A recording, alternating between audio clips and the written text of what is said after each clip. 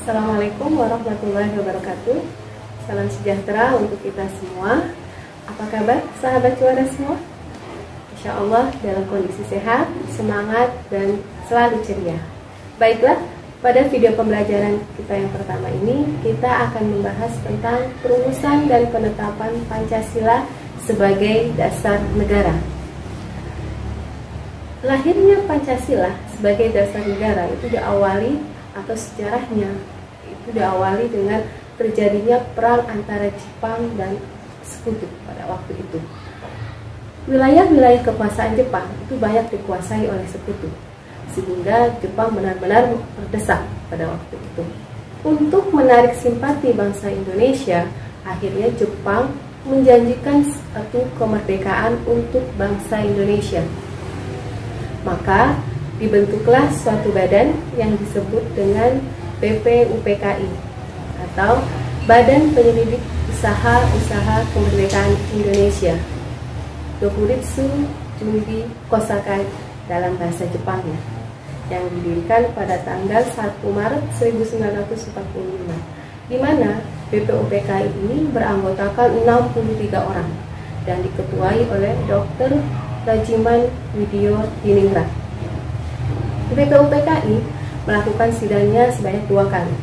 Sidang yang pertama itu dilakukan pada tanggal 29 Mei sampai 1 Juni 1945.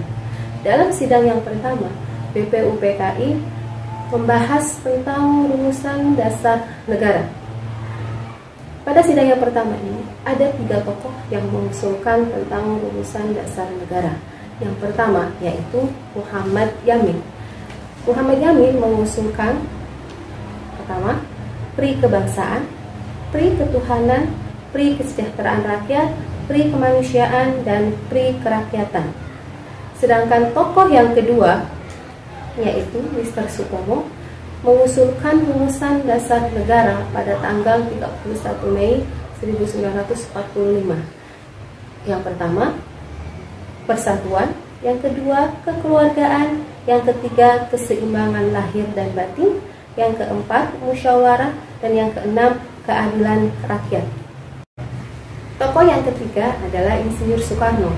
Insinyur Soekarno memberikan usulan tentang rumusan dasar negara. Yang pertama yaitu nasionalisme atau kebangsaan, yang kedua internasionalisme atau pri kemanusiaan, yang ketiga mufakat atau demokrasi, dan yang keempat kesejahteraan sosial, dan yang kelima ketuhanan berkebudayaan. Rumusan ini disampaikan Soekarno dalam pidatonya pada tanggal 1 Juni 1945, yang mana nantinya tanggal 1 Juni ini dianggap sebagai tanggal lahirnya Pancasila. Setelah sidang yang pertama, BPUPKI tidak menghasilkan suatu keputusan apapun karena terjadinya banyak sekali perbedaan-perbedaan pendapat. Maka setelah dari itu, BPUPKI mengalami masa reses atau masa istirahat. BPUPKI membentuk suatu panitia kecil yang disebut dengan Panitia 9, di mana tugas dari Panitia 9 adalah menampung usulan dan kemudian membahasnya dalam suatu rapat. Hasil kerja dari Panitia 9 lahirlah Piagam Jakarta, di mana dalam Piagam Jakarta ini terdapat rumusan negara Republik Indonesia. Yang pertama, ketuhanan dengan kewajiban menjalankan syariat Islam bagi pemeluk-pemeluknya. Kedua, kemanusiaan yang adil dan beradab. 3, persatuan Indonesia. 4, kerakyatan yang dipimpin oleh hikmat kebijaksanaan dalam permusyawaratan perwakilan. Dan yang kelima, keadilan sosial bagi seluruh rakyat Indonesia. Setelah itu, BPUPKI melaksanakan sidang yang kedua yang dilaksanakan pada tanggal 10 Juli sampai 17 Juli 1945. Hasil dari sidang kedua yaitu yang pertama, capai kesepakatan bahwa pembukaan Undang-Undang Dasar 1945 itu diambil dari Piagam Jakarta. Dan yang kedua, Rumusan dasar negara yang disepakati adalah rumusan dasar negara yang terdapat pada Piagam Jakarta. Dan yang ketiga, menetapkan bentuk negara Indonesia merdeka adalah Republik. Setelah sidang kedua BPUPKI ini selesai, berarti selesai sudah tugas dari BPUPKI. Dengan selesainya tugas atau masa kerja BPUPKI ini, kemudian Jepang membubarkan BPUPKI dan membentuk PPKI atau badan yang lain. PPKI singkatan dari Panitia Persiapan Kemerdekaan Indonesia. PPKI diketuai oleh Insinyur Soekarno yang didirikan pada tanggal 7 Agustus 1945. Dengan berakhirnya BPUPKI dan dibentuknya PPKI, maka bangsa Indonesia tinggal menunggu saat kemerdekaan seperti yang dijanjikan oleh Jepang. Pada tanggal 9 Agustus 1945, dua kota di Jepang, yaitu Hiroshima dan Nagasaki, dibom oleh sekutu. Dengan dibomnya dua kota ini, berarti Jepang benar-benar mengalami kekalahan dari sekutu. Kabar kekalahan Jepang ini didengar oleh para kaum pejuang kita, terutama oleh golongan muda. Akhirnya golongan muda menemui para golongan tua, yaitu Insinyur Soekarno, Muhammad Hatta, dan tokoh-tokoh pejuang lainnya. Golongan muda mendesak golongan tua untuk segera memproklamirkan kemerdekaan Indonesia tanpa harus menunggu waktu yang dijanjikan oleh Jepang. Karena Indonesia pada saat itu benar-benar mengalami vacuum of power atau kekosongan kekuasaan. Akan tetapi golongan tua tidak mau, sehingga terjadi perdebatan antara golongan muda dan golongan tua.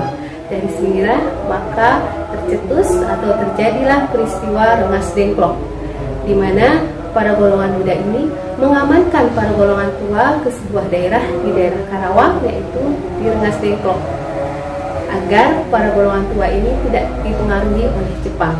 Setelah kejadian Rengas Dengklok ini, maka pada tanggal 17 Agustus 1945 kita memproklamirkan kemerdekaan negara kita.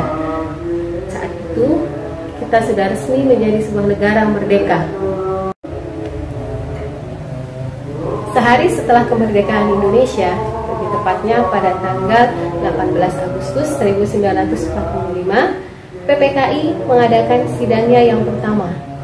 Tetapi sebelum sidang itu dilaksanakan, Muhammad Hatta dan para tokoh-tokoh agama serta tokoh-tokoh nasionalis mengadakan sidang atau rapat terlebih dulu. Kenapa?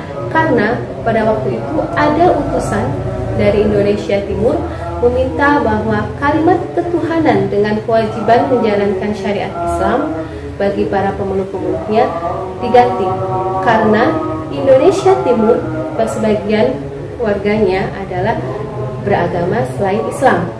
Maka dari itu mereka meminta kalimat itu untuk diganti. Akhirnya Muhammad Hatta dan para tokoh yang lain menyepakati untuk poin yang pertama itu diganti menjadi ketuhanan yang Maha Esa. Dalam sidang PPKI ini, yaitu menetapkan 3 hal penting. Yang pertama, menetapkan dan mensahkan Undang-Undang Negara Republik Indonesia. Yang kedua, memilih presiden dan wakil presiden, yaitu Insinyur Soekarno dan Muhammad Hatta. Yang ketiga, membentuk suatu komite yang disebut dengan KNIP, yaitu Komite Nasional Indonesia Pusat, di mana KNIP ini nantinya membantu presiden dan wakil presiden, karena pada saat itu belum ada MPR ataupun DPR. Nah, dengan perjalanan panjang seperti ini, akhirnya resmilah negara kita mempunyai dasar negara, yaitu disebut dengan Pancasila. Pertama, sila yang pertama, ketuhanan yang Maha Esa. Yang kedua, kemanusiaan yang adil dan beradab. Ketiga, persatuan Indonesia. Yang keempat, kerakyatan yang dipimpin oleh hikmat kebijaksanaan dalam pemerintahan perwakilan. Dan yang kelima, keadilan sosial bagi seluruh rakyat Indonesia. Oke, itu saja untuk video pembelajaran kita yang pertama. Kita akan bertemu di video pembelajaran berikutnya. Jaga kesehatan. semangat, dan bahagia selalu. Oke, terima kasih. Assalamualaikum warahmatullahi wabarakatuh.